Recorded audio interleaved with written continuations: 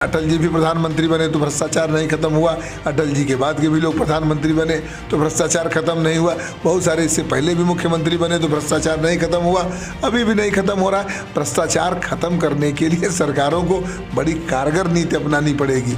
UGC ने increment दिया, 5-5 increment दिया, राज्यों में नहीं दिया जाएगा। ग्रांट इन एड की पॉलिसी बंद कर दी गई, भगवान के नाम पर, भगवान भरोसे पर भगवान का नाम लेते रहे और भगवान के नाम पर शिक्षा को छोड़ दिया गया। बस यही चल रहा है। सरकार ये मान लेती है कि नहीं, ये तो साहब केवल जिंदाबाद मुर्दाबाद करते हैं, बातें सुनती नहीं सरकार। सरकार को निजीकरण चाहिए, पीपीपी मॉडल चाहिए, हर चीज़ पी बस पी। तो इससे व्यवस्था नहीं चलने वाली कि निजीकरण से सुधार नहीं हो सकता है। ये राज्य की जिम्मेदारी है। कोर्स 4 साल का आप कर दीजिए, शिक्षक 1 न बढ़ाइए, इंफ्रास्ट्रक्चर कुछ न दीजिए, निजीकरण बढ़ाते चले जाइए। पीएचडी पास हमारे जो विद्यार्थी हैं, हमारे साथी हैं, 5,000 से 10,000 पर काम कर रहे हैं। तो इस देश का क्या विकास होगा, शिक्षा का क्या विकास होगा? हर सरकार के आने के बाद अगली सरकार में, भले ही उसी की सरकार हो, जैसे अगली सरकार बनती है करप्शन का रेट बढ़ जाता है। सर, शिक्षा के निजीकरण पे सबसे पहले फ़ायदे पे बात करें तो कहा जाता है कि शिक्षा के स्तर पर सुधार आता है। इसको किस तरह से देखते हैं आप? देखिए, जहाँ तक शिक्षा की आप बात कर रहे हैं तो एक पर्टिकुलर टॉपिक पर बात करने से बेहतर है, आपने कहा शिक्षा के निजीकरण से सुधार होगा। निजीकरण कहीं भी किसी भी व्यवस्था में सुधार का कारक नहीं होता, पहली बात तो नोट कर लें।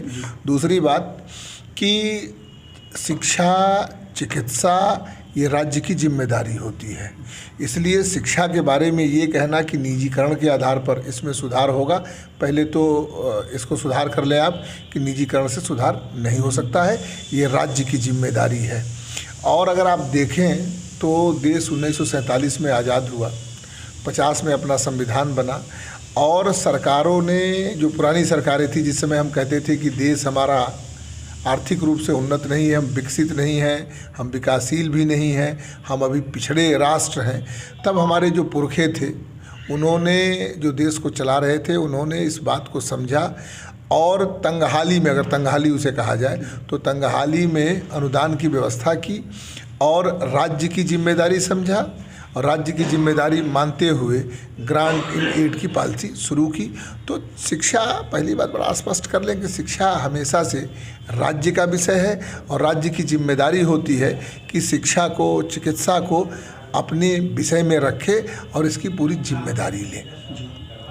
और जहाँ तक रही बात शिक्षा की और शिक्षा में सुधार की, तमाम चीज़ों की, तो अगर आप देखें, उच्च शिक्षा में देखें, एनईपी लागू कर दिया गया, शिक्षकों की संख्या बढ़ाई नहीं गई।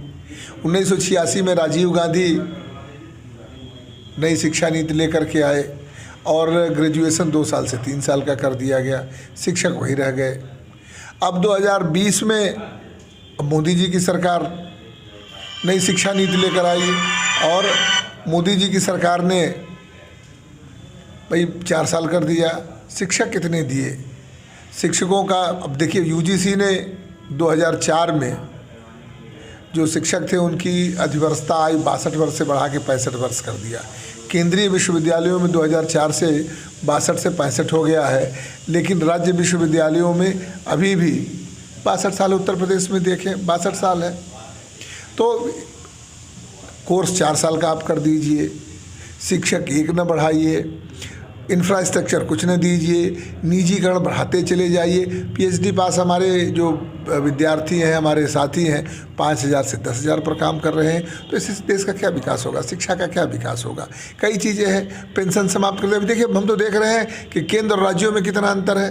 अभी केंद्र सरकार का एक देख रहे थे आदेश हम, केंद्र सरकार ने बड़ा स्पष्ट आदेश किया कि 1 अप्रैल 2004 से 1 जनवरी 2004 से केंद्र सरकार ने पुरानी पेंशन समाप्त की थी।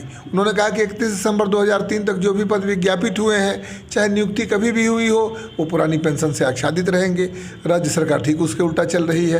राज्य सरकार ने 1 अप्रैल 2005 से किया था, लेकिन राज्य सरकार ऐसा कहीं नहीं मान रही है कि नहीं, जो 31 मार्च 2005 तक नियुक्त थे, हम विज्ञापित पद थे, उन पर हम देंगे, ऐसा कहीं नहीं मान रही है। तो ये एक बड़ा गंभीर विषय है, और गंभीर विषय पर अगर गंभीरतापूर्वक बात करें तो हमेशा से देखिए, जो नई शिक्षा नीति आई, इसमें सरकार ने कहा है कि हम 6% बजट का, जीडीपी का खर्च करेंगे। आप देख लीजिए कितना खर्च कर रही है, 3% भी नहीं है, 1.2 पॉइंट समथिंग है लेकिन अगर आप देखें तो वेतन और भत्तों को बांट दिया जाए तो 1% भी शिक्षा पर नहीं है। रूसा से बिल्डिंगें बन रही हैं, पीपीपी मॉडल पर बन रही है, संबंधित विश्वविद्यालयों को दे दिया जा रहा है, उनके कॉन्स्टिट्यूएंट कॉलेज बना दिए जा रहे हैं।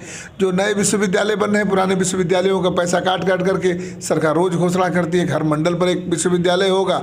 विश्वविद्यालयों को आर्थिक स्वायत्तता नहीं दे रही है, आर्थिक अनुदान नहीं दे रही है, और जगह जगह जिन विश्वविद्यालयों का पैसा वो भी नष्ट कर रही है।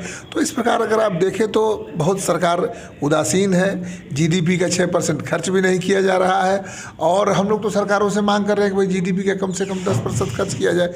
बिना 10% खर्च किए हमें नहीं लगता कि शिक्षा पर कोई बहुत ज़्यादा आमूलचूल परिवर्तन किया जा सके, तो नहीं किया जा सकेगा। करना चाहिए सरकारों को, और हम संगठन भी अपनी इस जिम्मेदारी को उठाते हुए बराबर आवाज़ उठाते हैं। हम लोगों को तो मान लिया गया, सरकार ये मान लेती है कि नहीं ये तो साहब केवल जिंदाबाद मुर्दाबाद करते हैं, बातें सुनती नहीं सरकार। सरकार को निजीकरण चाहिए, पीपीपी मॉडल चाहिए, हर चीज़ पीपीपी बस पी। तो इससे व्यवस्था नहीं चलने वाली है, विश्वविद्यालय नहीं चलने वाले, शिक्षा व्यवस्था नहीं चलने वाली है। शिक्षा व्यवस्था को अगर सरकार वास्तव में चलाना चाहती है, सरकार वास्तव में नई शिक्षा नीति को लागू करना चाहती है, तो पहला काम करे जीडीपी का 6% कम से कम खर्च करे।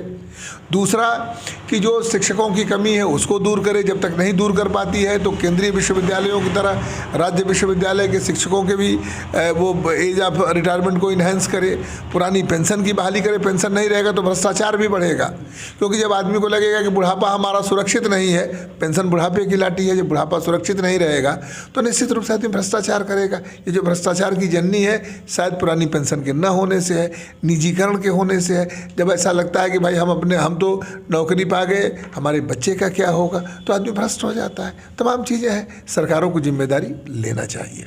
तो सर इससे उच्च शिक्षा की गुणवत्ता में भी कमी आ रही है। स्वाभाविक है, जब आप जैसा मटेरियल किसी भी चीज़ में डालेंगे तो वैसा ही तो प्रोडक्ट होगा। जब मटेरियल ही नहीं है तो प्रोडक्ट कहाँ से, प्रोडक्शन कहाँ से होगा। जब हम 5,000 और 10,000 के शिक्षक रख रहे हैं, और वो भी शिक्षक है नहीं, केवल सरकार निजीकरण के नाम पर और आईएएस में रिपोर्ट छाप देना चाहती है, ग्रास इनरोलमेंट नंबर जो जीईआर है उसको बढ़ाना चाहती है। तो जीईआर बढ़ा देने से शिक्षा की गुणवत्ता नहीं बढ़ेगी। जीईआर बढ़ सकता है कागजों में, जीईआर बढ़ रहा है, लेकिन गुणवत्ता बढ़े इसके लिए सरकार को गंभीरता से विचार करना चाहिए। मैं फिर कह रहा हूँ कि सरकार को 10% की हम सब मांग कर रहे हैं, लेकिन सरकार को जीडीपी का 6% निश्चित रूप से खर्च करना चाहिए। सरकार को पुरानी पेंशन के बारे में सोचना चाहिए। सरकार को शिक्षक जितना ही पुराना मतलब उसका अनुभव बढ़ता जाएगा, एक्सपीरियंस बढ़ता जाएगा, वो उतना ही अच्छा विद्यार्थियों को दे पाएगा। जब केंद्र सरकार दे रही है, उत्तर प्रदेश के अगल बगल के सारे राज्यों में 65 हो गया, उत्तर प्रदेश में क्यों नहीं? ऐसा क्या है, ऐसा क्यों कर रही है? यूजीसी ने इंक्रीमेंट दिया, 5-5 इंक्रीमेंट दिया, राज्यों में नहीं दिया जाएगा। ग्रांट इन एड की पॉलिसी बंद कर दी गई। भगवान के नाम पर, भगवान भरोसे पर भगवान का नाम लेते रहे, भगवान के नाम पर शिक्षा को छोड़ दिया गया। बस यही चल रहा है। अच्छा सर, कहा जाता है कि शिक्षकों की जिम्मेदारी और प्रदर्शन को सुनिश्चित करने के लिए कोई यंत्र तंत्र मौजूद नहीं है, इस पर आपकी क्या सहमति? अरे वो यंत्र, खाली शिक्षा क्या, पूरी व्यवस्था में आप कहीं भी देखिए तो यंत्र तंत्र, यत्र तत्र सर्वत्र। अब आप यंत्र की बात कर रहे हैं, मैं तो कह रहा हूँ यत्र तत्र सर्वत्र कहीं कोई तंत्र नहीं है। भ्रष्टाचार का ही बोलबाला है। पहले जो काम 3,000 में होता था वो 5,000 में हो रहा है, कोई सुनने वाला नहीं, और कहीं कोई मैकेनिज्म नहीं है, बस चल रहा है। सरकार जीरो टॉलरेंस की बात कर रही है, जीरो टॉलरेंस और करप्शन फ्री की बात कर रही है, और बिना करप्शन के कोई काम नहीं हो रहा। आप तो भाई पत्रकार हैं, आप तो उस प्रजाति से आते हैं जो कहीं से अंदर तक की खबर खोज लाते हैं। आप जाके स्वयं देख लीजिए विभागों में कि करप्शन किस लेवल तक है। अच्छा, पिछली सरकारों में आपकी सरकार में क्या फ़र्क समझते हैं आप? अब सरकारों में फर्क की तो राजनीतिक प्रश्न हो जाएगा। हम सब संगठन के लोग हैं, राजनीतिक प्रश्नों से बचा जाए तो ज़्यादा अच्छा है। लेकिन इतना ज़रूर कहेंगे कि हर सरकार के आने के बाद अगली सरकार में, भले ही उसी की सरकार हो, जैसे अगली सरकार बनती है करप्शन का रेट बढ़ जाता है। इसलिए सरकारें कई बार, मुझे याद है कि अटल जी बहुत पहले जब चुनाव लड़ रहे थे, हम सब छात्र जीवन में थे, तो पोस्टर यहाँ लगा करता था कि भ्रष्टाचार का दवानल बढ़ रहा है और भ्रष्टाचार मिटाने के लिए मुझे वोट दे दीजिए। अटल जी अब दुनिया में नहीं है, दिवंगत है, श्रद्धासुमन अर्पित करते हैं। लेकिन अटल जी भी प्रधानमंत्री बने तो भ्रष्टाचार नहीं खत्म हुआ। अटल जी के बाद के भी लोग प्रधानमंत्री मुख्यमंत्री बने तो भ्रष्टाचार खत्म नहीं हुआ, बहुत सारे इससे पहले भी मुख्यमंत्री बने तो भ्रष्टाचार नहीं खत्म हुआ, अभी भी नहीं खत्म हो रहा है। भ्रष्टाचार खत्म करने के लिए सरकारों को बड़ी कारगर नीति अपनानी पड़ेगी। ये हिंदुस्तान है और इस हिंदुस्तान में भ्रष्टाचार खत्म करने के लिए खाली जीरो टॉलरेंस कहने से नहीं, मैं एक सरकार की बात नहीं कर रहा हूँ, मैंने पहले बता दिया कि भ्रष्टाचार हर चुनाव में एक राजनीतिक मुद्दा होता है, लेकिन भ्रष्टाचार कभी खत्म नहीं होता।